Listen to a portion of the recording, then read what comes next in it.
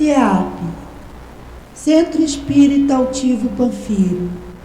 Uma casa de amor. Boa noite. Que Jesus te abençoe. Vamos estudar o Evangelho segundo o capítulo 4. Não pode ver o reino de Deus se não nascer de novo. Item 24. Limites da encarnação. Eu vou ler aqui uma página.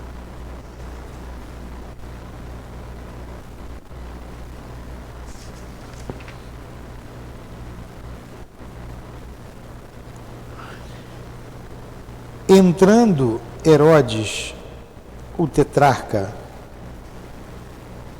ouviu falar de tudo que Jesus fazia e seu espírito ficou em dúvida, porque uns diziam que João Batista havia ressuscitado de entre os mortos, outros que Elias havia aparecido e outros que um dos antigos profetas havia ressuscitado. Herodes então falou: eu mandei cortar a cabeça de João Batista.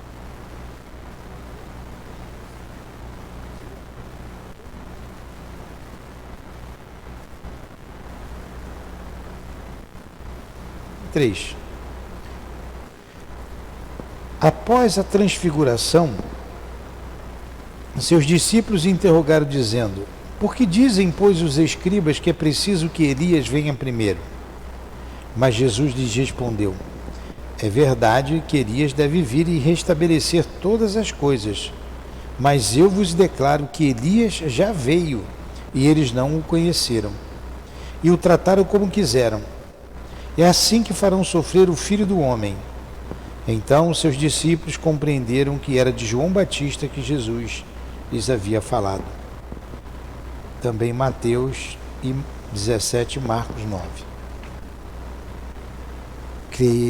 Querido Jesus, continuamos reunidos em Teu nome, agora para estudarmos o Teu Evangelho, Senhor, à luz do Espiritismo. Inspira-nos e permita que os benfeitores da nossa casa estejam conosco, a nos proteger e orientar nos estudos desta noite. O nosso altivo, e que seja em nome dele, em nome da coluna de espíritos que dirige o CEAP, a nossa casa de amor, em nome do amor, do nosso amor, minha querida, do teu amor, Jesus, e acima de tudo, em nome do amor de Deus, nosso Pai, que damos por iniciados os estudos da noite de hoje. Que assim seja. Graças a Deus. Então vamos lá. Limite da encarnação. Quem responde essa pergunta que Kardec fez é São Luís. São Luís, o rei bom. Vocês querem saber quem foi São Luís? Está lá na história, o rei bom. Foi Luís IX, reinou ali no século XIII, 1200 e pouco. O rei bom. Vamos lá, como é que ele responde? Quais são os limites da encarnação? Resposta: a encarnação, o que é a encarnação? Tomar um corpo de carne. Qual o limite? Quantas encarnações você vai ter? Ele está dizendo que a encarnação, propriamente falando, não tem limite. Não tem limite nitidamente traçado, não tem. Se considerarmos apenas o envoltório que constitui o corpo do espírito, aí ele vai falar primeiro do perispírito. Se considera primeiro o envoltório do corpo do espírito, visto que a materialidade desse envoltório diminui à medida que o espírito se purifica.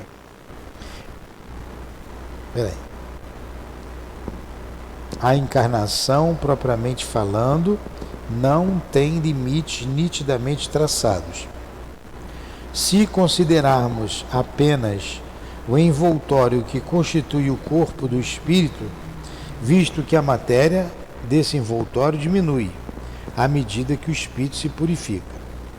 Em certos mundos mais avançados do que a Terra, ele já é menos compacto, menos pesado e menos grosseiro, e por consequência, menos sujeito a vicissitudes. Em um grau mais elevado, é diáfano e quase fluídico. De grau em grau, vai se desmaterializando e acaba por se confundir com o perispírito. De acordo com o mundo em que é levado a viver, o espírito recebe o envoltório apropriado à natureza desse mundo. Então vamos lá, vamos tentar entender isso aqui. Ele diz que a encarnação, propriamente falando, eu vou ler esse pedaço de novo, não tem limites nitidamente traçados, se considerarmos apenas o envoltório que constitui o corpo e do espírito, visto que a materialidade desse envoltório diminui à medida que o espírito se purifica. Então vamos lá. Não tem limite. O que é o limite? Isso aqui é um limite. Entre a parede é um limite. Entre o lado de cá e o lado de lá. Não dá para passar. Não. O limite é isso. Vou botar limite na nossa relação. Ó, a partir daqui acabou, né? Aqui está limitado, eu não consigo passar. Ele está dizendo que não tem limite, é ilimitado. Quer dizer, não tem limite. Do ponto de vista do corpo do espírito, que é o perispírito. Por quê? O perispírito ele vai se desenvolvendo à medida que o espírito se desenvolve. O corpo espiritual vai ficando cada vez mais sutil, sutil, sutil, mas ele nunca deixa de existir no espírito. Ficando bem diáfano, como ele falou aqui, bem sutil, que é o corpo mental. Do ponto de vista do corpo físico, a encarnação ela vai sendo necessária até a depuração completa desse espírito. Porque vai chegar um tempo, essa vai ter um limite.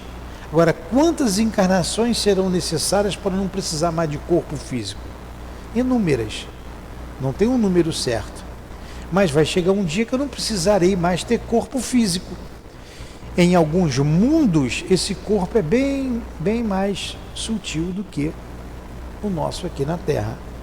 Em mundos primitivos, esse corpo físico é mais bruto ainda. A gente vê o homem das cavernas, é um corpo muito mais bruto do que o nosso. Em mundos mais elevados, esse corpo é mais belo ainda, mais sutil. Fala.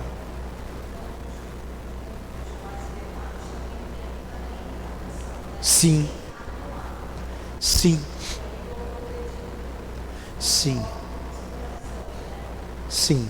Por exemplo, um mundo de provas e expiações, a gente está reencarnando, a gente não tem dúvida. No mundo primitivo, a mesma coisa. No mundo de regeneração, que é um mundo acima do da Terra, continua bem parecido com a Terra, mas o bem ali prepondera. No mundo divino, um mundo feliz, esse corpo é mais sutil ainda precisa de encarnação. Até que vai chegar um ponto que o espírito não precisa mais de encarnação. Ele vai viver só com o perispírito.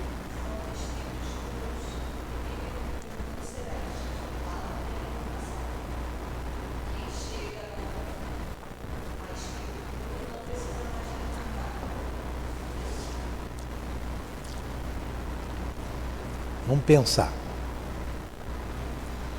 Espírito puro precisa de um lugar fixo. Ele não tem mais a matéria que a gente conhece. Ele tem somente o perispírito. E o perispírito dele está tão sutil,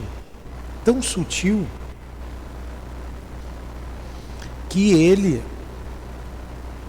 é livre, completamente livre. Ele é o ministro de Deus. Esse tipo de espírito recebem as ordens de Deus. Será que ele precisa de um mundo para ficar? Ou ele percorre? É uma pergunta que eu estou fazendo para a gente raciocinar. Porque você tem um mundo que você precisa materializado, o mundo primitivo, o mundo de prova de expiação, mundo de regeneração, mundos felizes, mundos divinos. São os mundos que estão ali, classificados no Evangelho. Que nós vimos lá no capítulo 2. Mas o espírito que não tem mais nem corpo físico, ele não precisa de um mundo para habitar. Onde ele se reúne, como ele se reúne, o que ele faz a gente sabe, ele está assistindo outros mundos. Olha, é uma pergunta difícil que eu não sei te responder. Eu acho que não tem mundo. Onde é que vive Jesus? Dizem que Jesus é um espírito puro. Hoje ele é um espírito puro. Que dizem também, né? Eu não posso. A gente vai ouvindo os espíritos. Que ele. Dizem os outros espíritos elevados. Por que eu estou dizendo dizem? O que é da gente para baixo é fácil da gente imaginar. Inferioridade é fácil. Porque a gente vem de lá. E muitas vezes nós somos imperfeitos e muitas vezes inferiores mesmo. Agora, como pensa um espírito puro, está muito distante de mim. Como ele vive, não dá para eu mensurar. O que a gente sabe que é pureza total. Mas o que pureza é essa? Eu não tenho referências para isso. Então dizem que Jesus, ele governa todo o sistema solar. Ele já é responsável pelo sistema solar. Que espírito é esse? Onde que ele para se reunir para conversar no Sol? Não sei. Eu confesso que eu não sei. Então ele fica nesses mundos divinos, como está lá, o mundo divino é o mundo onde ficam os espíritos puros. Mas o espírito puro não fica parado. Ele não fica descansando. Ele está sempre trabalhando. Olha, se foge a gente entender um espírito puro, imagine entender a Deus. Eu não sei te responder isso aí. Não. Que espírito que precisa reencarnar? Um espírito errante. O que é um espírito errante? O espírito que está na erraticidade. Todo espírito errante precisa reencarnar. Espírito puro, nenhuma influência na matéria, está lá na escala espírita. Ele não precisa reencarnar mais. Ele não tem essa necessidade. Ah, mas como é que Jesus veio tomar um corpo carnal, encarnar? Ele veio em missão. Ele veio porque ele quis vir. Estudando André Luiz, olha como é que as coisas são complexas. Estudando André Luiz, o livro que a gente está estudando aqui, Obreiro da Vida Eterna. Então nós estamos no capítulo que tem o Sublime Visitante. Não terminou o capítulo ainda, mas quem é esse Sublime Visitante? Ele vem lá de uma região, elevada, em que ele responde as perguntas feitas através do Evangelho. Ele desenrola um pergaminho e responde isso. Ele, Evangelho de Jesus. Isso. Está tudo no Evangelho. Isso. Carta de Paulo. O Asclepios. Aí o André Luiz, o grupo lá, pergunta: que espírito é esse? Ele em que planeta ele habita? É um mundo fora da Terra, muito superior? Os espíritos em condições medianas que estão ali. E o instrutor diz assim: não, ele é um habitante da Terra, ele ainda está ligado à Terra. Esse espírito reencarna de 500 a 700 anos, intervalos de 500 a 700 anos, se ele quiser. Dá para entender isso? Não dá. Como é que eu vou entender Jesus?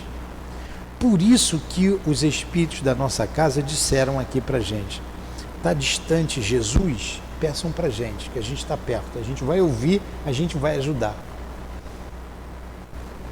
E os mundos divinos, e como esses espíritos vivem lá, não sei dizer. Acho que a felicidade plena.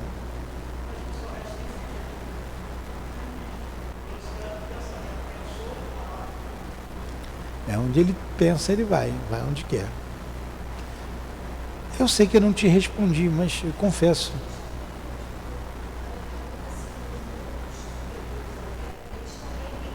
Sim.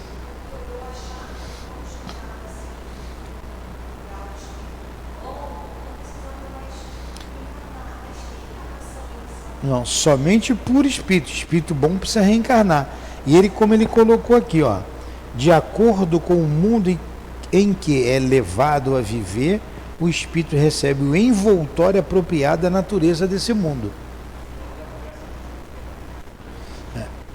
Nós estudamos ontem, quarta-feira, a Revista Espírita. Vocês, quem puder ouvir em casa, é muito interessante. A Revista Espírita. E a gente estava estudando um espírito que habitou a Terra no século XVI e agora ele habita Júpiter.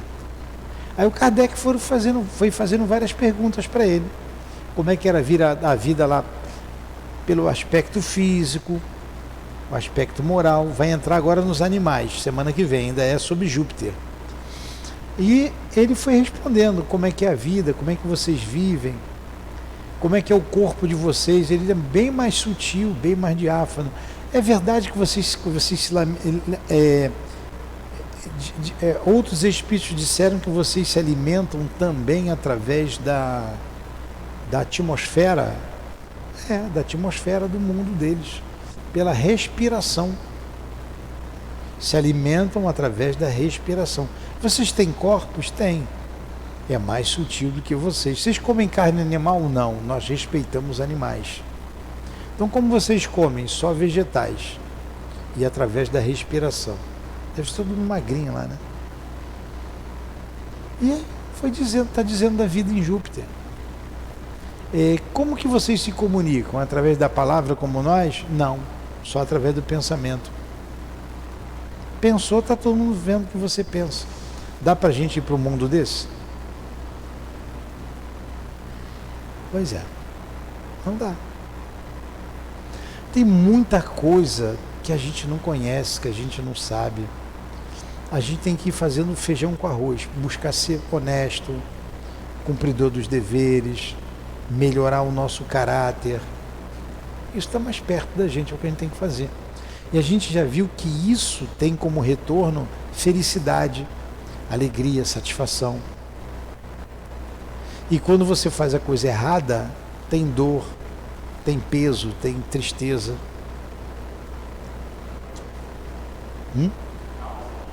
Causa e efeito. O próprio perispírito sofre transformações sucessivas, torna-se cada vez mais etéreo, até a depuração completa, que é a base dos puros espíritos. Olha aí. Se mundos especiais são destinados como estada aos espíritos mais avançados, olha o que ele está dizendo aqui, a tua resposta está aqui, ó. Se é uma partícula condicionadora, né? Se mundos especiais, ele está dizendo aqui, são destinados como estada é estadia, moradia, né? Aos espíritos mais avançados, tais espíritos não ficam presos a eles, como nos mundos inferiores. Tem lá, mas não fica lá. Pronto, está respondido. O estado de desapego em que se encontram permite que eles se transportem a todos os lugares onde são chamados para as missões que lhes são confiadas. Estudando sobre Júpiter, lá na Revista Espírita, perguntou lá da ocupação deles. O que vocês fazem lá? Qual é o trabalho de vocês? Como é que vocês trabalham? O nosso trabalho é ajudar os espíritos mais atrasados.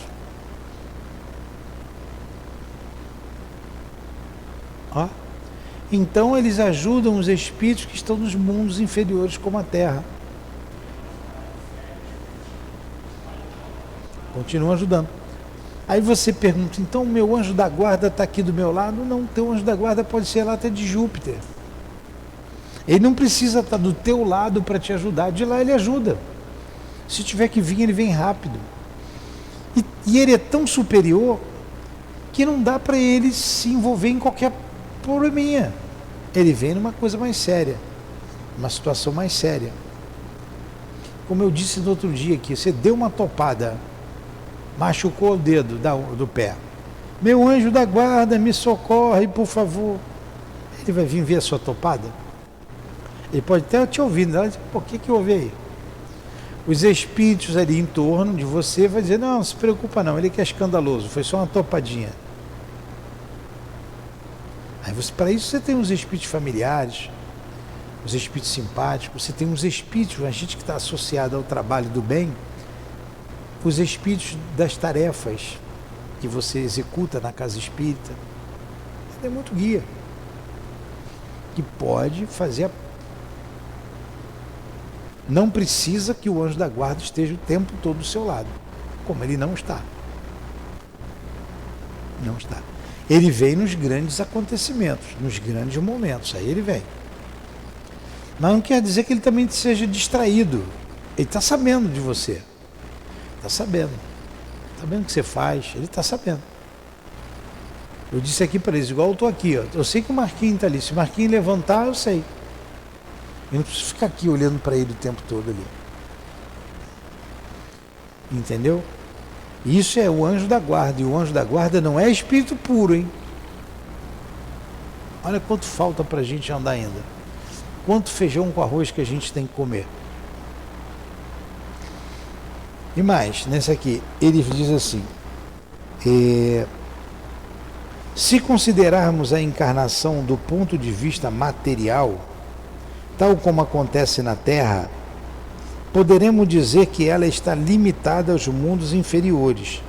Consequentemente, depende do espírito libertar-se mais ou menos rapidamente da encarnação, trabalhando pela sua depuração.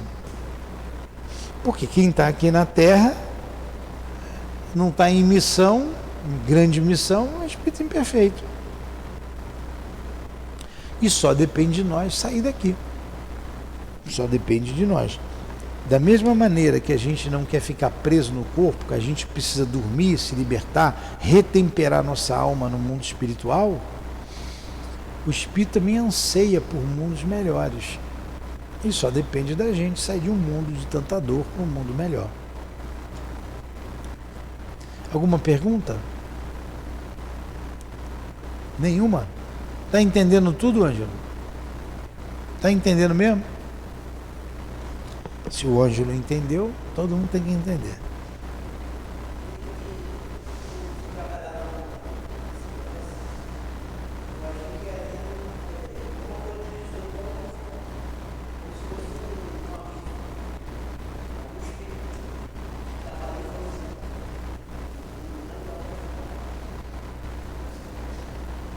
Verdade. É verdade, é isso aí. Tanto que você não quis ficar. Devemos também considerar que no estado errante, isto é, no intervalo que separa as existências corporais, a situação do espírito está relacionada à natureza do mundo ao qual está ligado, pelo seu grau de adiantamento. Assim, ele é mais ou menos feliz, livre e esclarecido na erraticidade, conforme se encontre mais ou menos desmaterializado. São Luís. Aqui embaixo está falando quem foi São Luís. Então, ele está dizendo assim, esse estado no mundo espiritual, o espírito, estando aqui na Terra, ele é mais ou menos feliz de acordo com a materialidade do seu perispírito. Tem espíritos que gostam da Terra, gostam daqui, gostam mesmo de estar encarnado, está muito ligado à matéria. Tem outros que vão se desprendendo disso.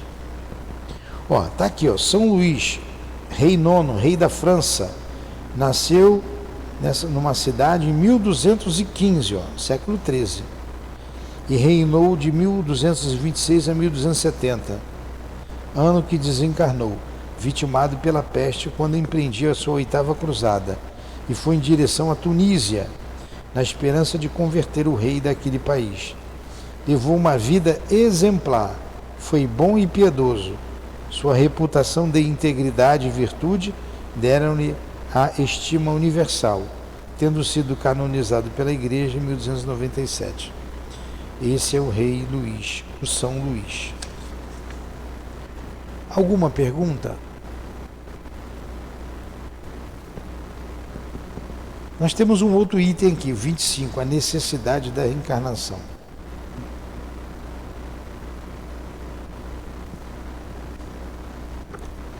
Eu não podia só crescer como espírito? Para que eu tenho que reencarnar ou encarnar? A encarnação acelera o nosso progresso.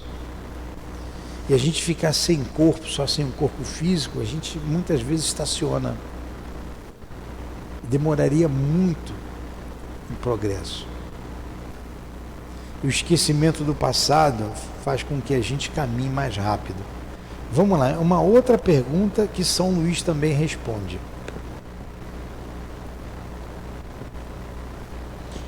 A encarnação é uma punição e só os espíritos culpados estão sujeitos a ela? O que você acha, Ângelo? O que você acha, o Maria? Também não acha? Maiara? Então vamos lá. Eu acho que não, você acha que sim. Vamos ver quem está certo. A encarnação é uma punição, a pergunta que ele está falando. E só os espíritos culpados estão sujeitos a ela? A gente teve que tomar um corpo porque a gente é culpado e isso é uma punição? Resposta. A passagem dos espíritos pela vida corporal é necessária. Então não é punição. É necessária para que possam realizar, com a ajuda de uma ação material, os desígnios do qual Deus lhes confiou a execução. Então é necessária. Aí Jesus é um espírito puro. Ele não teve que passar pela encarnação? Jesus já habitou um mundo primitivo. Jesus já foi um espírito cheio de pelo no corpo, igual aqueles que vocês veem na televisão. Sentiu dor? Sentiu, claro. Mas ele já foi espírito imperfeito. Fala.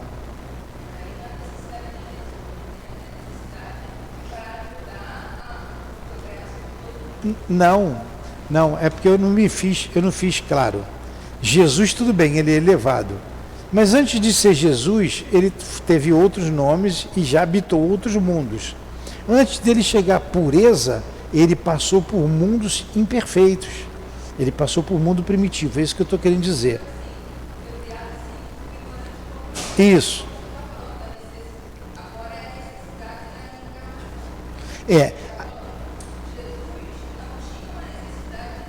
Não.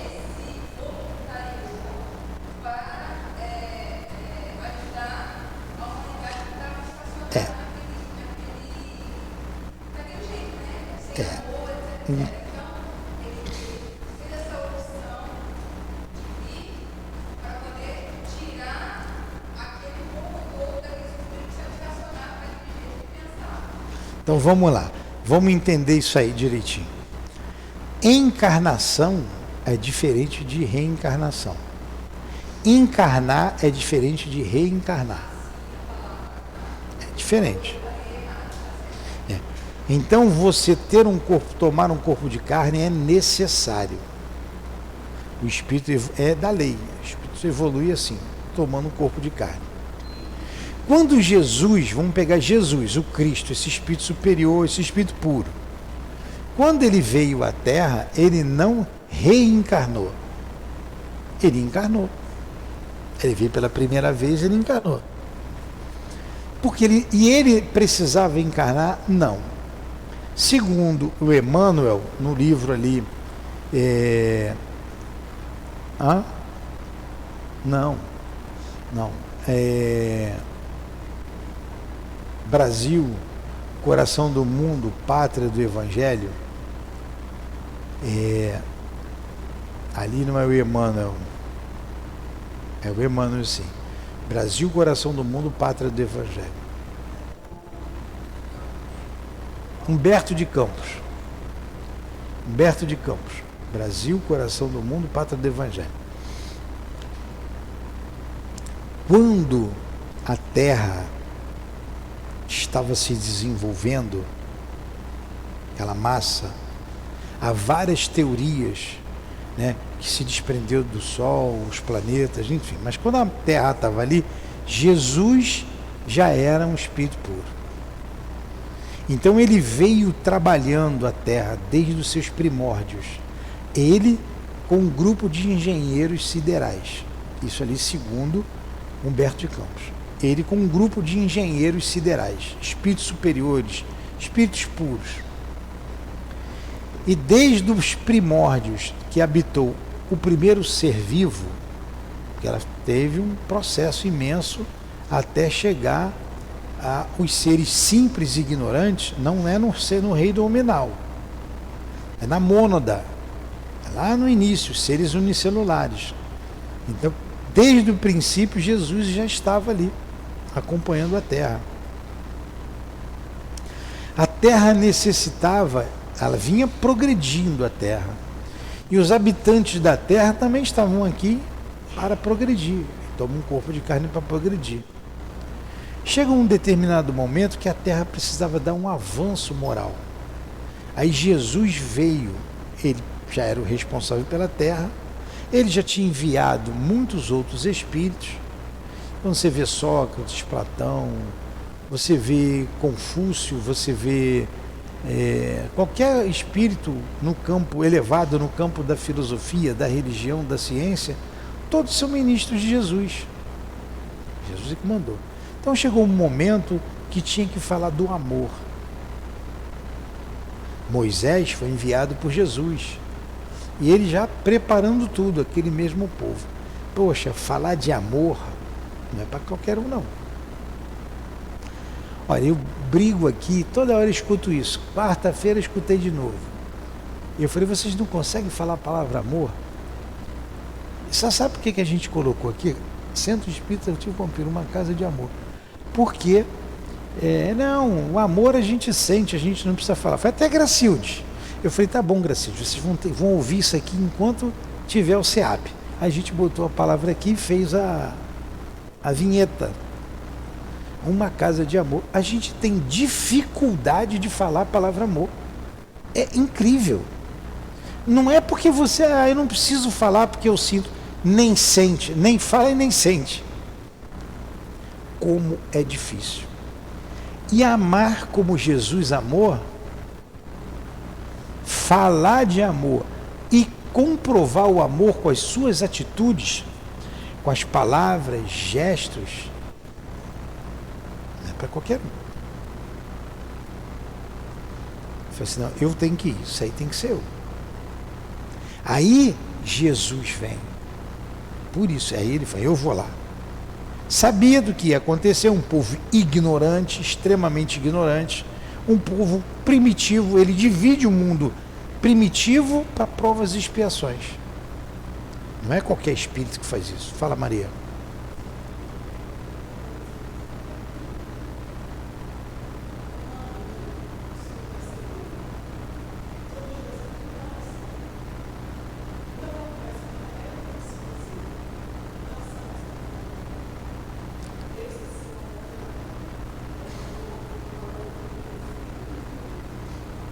Tudo bem, dizem que esse amor é o que mais se aproxima do amor que o Cristo falou.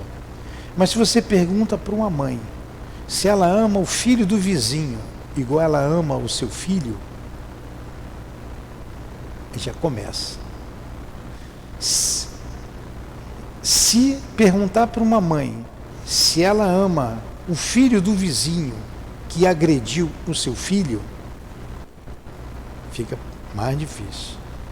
Se você perguntar para uma mãe Se ela ama, igualmente ela ama o seu filho, aquele que tirou a vida do seu filho. Você está vendo como é que vai o grau do amor? Jesus entendeu isso. Para ele, a visão dele é outra. Ele amou a todos. E amar não é você pegar e levar para tua casa para dormir com você, não. Como é que você vai botar um inimigo na sua casa? Amar o inimigo é você perdoar as ofensas dele. É você não guardar ódio, não guardar mágoa. O que você faria se alguém fosse para a tua casa, você abrir as portas da sua casa? Marquinhos, chama o Marquinhos lá. Marquinhos, vai lá na tua casa, você fica, bota o Marquinhos para dormir, o Marquinhos vai e trai você. E nessa traição do Marquinhos, te pegam e te matam. O que você vai fazer? Você que eu estou falando, qualquer um de nós. E mais, você sabe que o Marquinho vai te trair. Você sabe quem é a figura. Jesus não sabia que Judas ia traí-lo? Sabia de tudo isso. Será que se a gente soubesse, a gente ia fazer o que ele fez?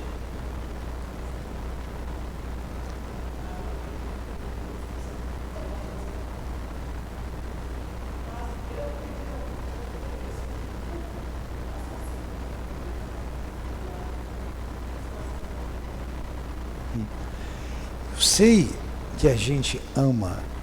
Eu não vou ter como ficar perto da sua casa lá uma semana. Não consigo ficar nem na minha. Não dá tempo. Mas, olha só, esse amor que Jesus teve por nós é um amor que a gente pode ter, que ele disse assim: podeis fazer o que eu faço e muito mais, só depende de nós. Só depende de nós. Mas a própria humanidade ainda não entendeu, porque a gente ainda tem guerra, a gente ainda mata, a gente ainda pensa mal, a gente ainda trai. Fala.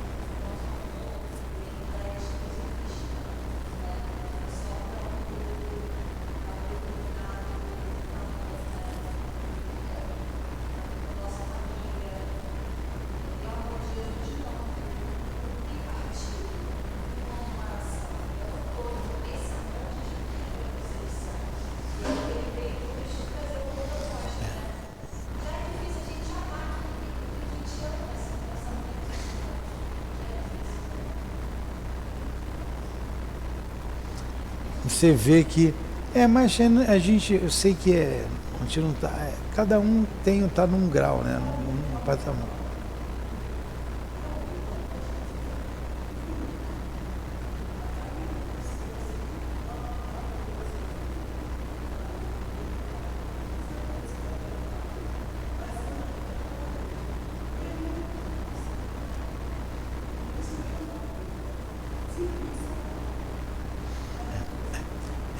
Amor todo mundo tem. O amor é uma potência da alma que você vai desenvolvendo até você amar toda a humanidade. Até você amar toda a humanidade, como Jesus amou. Tanto que ele diz: e eis que um novo ensinamento eu vos dou. Amai-vos uns aos outros como eu vos amei. Ele amou a todos. Agora, quando Herodes estava procurando ele, Herodes está te procurando aí, Senhor. Vai avisar aquela raposa que a minha hora ainda não chegou. Chamou Herodes de raposa. Mas ele ficou com raiva de Herodes? Não, mas ele sabia muito bem quem era Herodes. Ele foi lá encontrar com Herodes, dar beijinho em Herodes? Claro que não. Claro que não. Quando a hora chegou, que ele ia ser preso, crucificado, tudo bem, tudo aconteceu. Ele conseguia ver o que ia acontecer com ele. Tinha premonição, tanto que ele alertou Judas, alertou Pedro, alertou a todo mundo do que ia acontecer.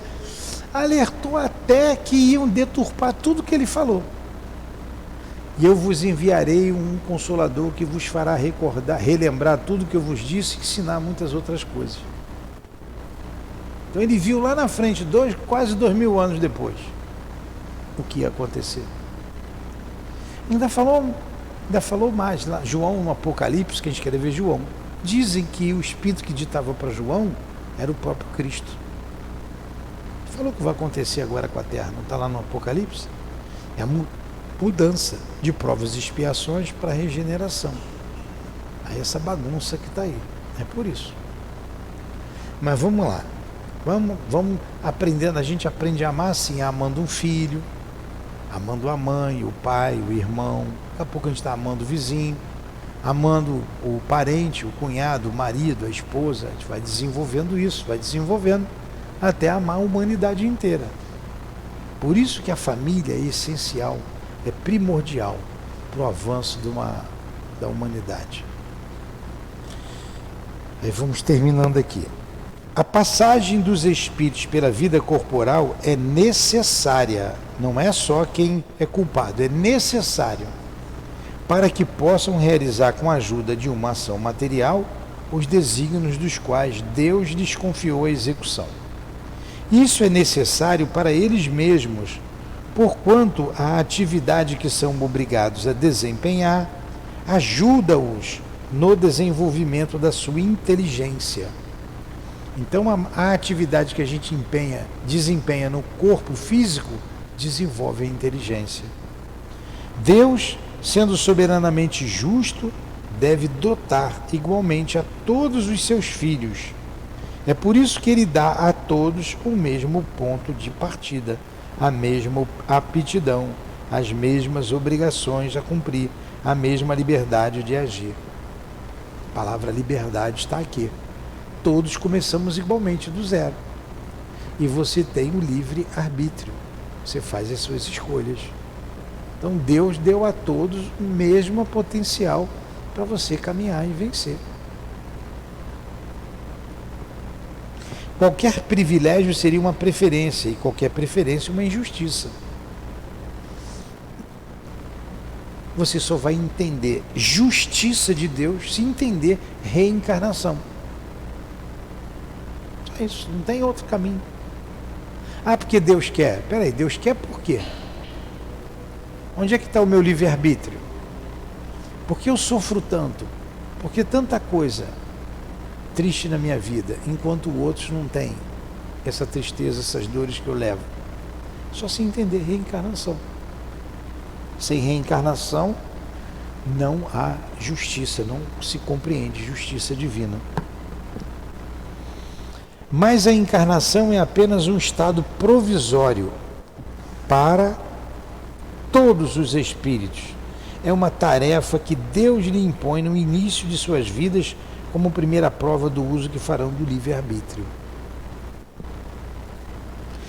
Que realizam essa tarefa com zelo, transpõem rapidamente e menos penosamente esses primeiros degraus da iniciação e desfrutam mais cedo o resultado do seu trabalho.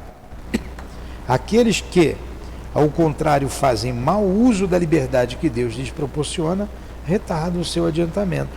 É assim que por sua obstinação, podem prolongar indefinidamente a necessidade de reencarnarem. É aí que a reencarnação torna-se um castigo. São Luís. Então você vê aí que foi dado a todos nós, como ele disse aqui, o livre-arbítrio. Escolhas que a gente faz. E, dependendo das nossas escolhas, a gente demora mais no mundo de sofrimento ou mais rapidamente a gente sai do sofrimento e alcança outros patamares. É igual o aluno que estuda na escola. Estudou bem, passa de ano. Não estudou, repete de ano.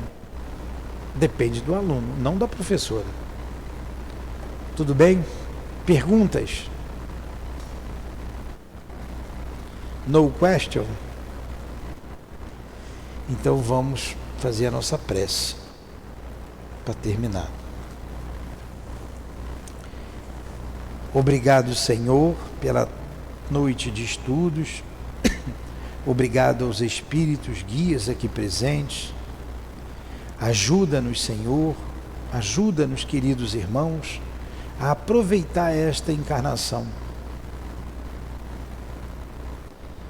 Fortaleça-nos o ânimo, a coragem, para que possamos vencer a nós mesmos a cada dia, melhorando e dando um passo na tua direção, Senhor. Leva-nos em paz, em segurança para os nossos lares, e que a nossa noite de sono seja proveitosa, amparada pelos nossos benfeitores, pelos nossos guias, pelos nossos anjos guardiães, amparados por Ti. Em nome, abençoa também a nossa casa de amor, em nome dessa casa, dos guias que dirigem esta casa de amor, o nosso altivo, o Baltazar, o Dr. Erma, a todos, o Antônio de Aquino, a todos que fazem parte da coluna de espíritos que dirige o SEAP.